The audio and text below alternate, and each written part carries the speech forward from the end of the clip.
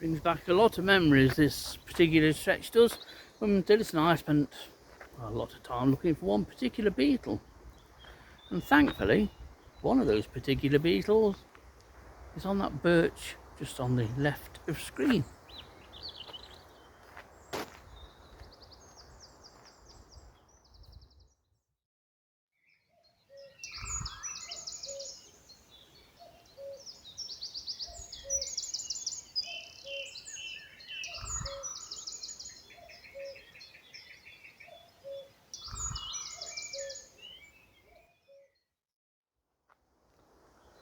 This little stretch of trackway in the Sherwood Forest Country Park, the Swank Road end, is an area that Dillis and I spent hours, days and weeks walking up and down looking for one particular beetle, and it was the Hazel Pot Beetle, Cryptocephalus coralli, and this is its habitat.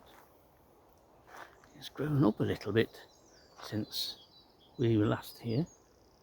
I've been a couple of times since, but I haven't really been and looked for the beetle for several years. And I must say, at the moment, it's probably better now looking for the beetles than it ever was back in the day. I'm over the moon with this.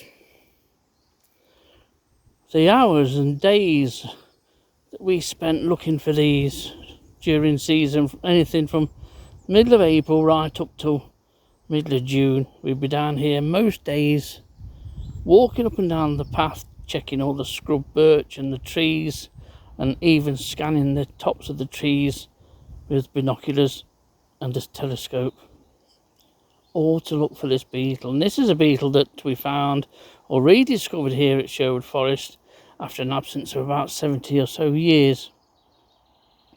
We became synonymous with this delightful little leaf beetle, and we bred them. After a couple of years, we released over 1100 back on site here at one time. And I came the other day looking for this beetle.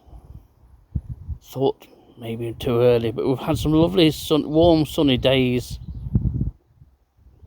and at least one is out, but I suspect there will be more. I'm having to hold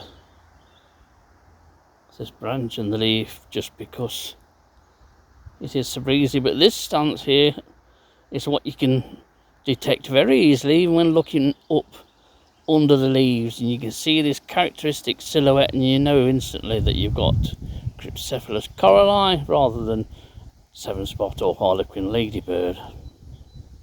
And the male is the only one with the black pronotum and head. The female's pronotum is red. Sometimes the elytra, the colour of the elytra on this one, well, it's better once the sun comes out, it can be a bit more brownish looking than this. And there are rare spotted forms with usually one largish spot on each of the elytron. We recorded a number of those out of the 1100 or so that we reared. But this is a red data book 1 beetle. It doesn't come any rarer than this beetle. I just love Cryptocephalus, and Dillis did as well. It's so nice to see one. I've not come and looked for one of these for a number of years now, but they often sit like that, anywhere on the leaf, but usually along the midrib.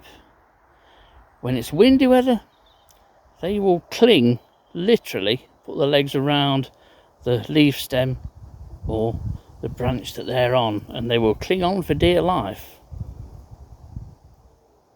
And they are sun-loving beetles. They spend hours sitting openly in the sun like this. But you can find these freshly emerged on grass stems or any other low vegetation.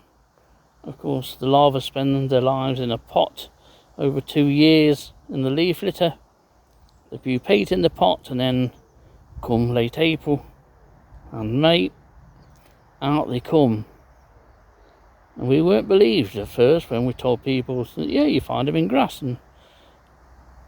but anything that lives in the leaf litter or in the ground vegetation has to crawl up it, and then after an hour or so of making sure that they're dry and everything's ready for flight, they will go. And they were rumoured and always said to be poor flyers, they won't fly anywhere. Wrong. And we discovered that by a male like this, I think, that we found on a scrub oak a little bit to the side of where I am now.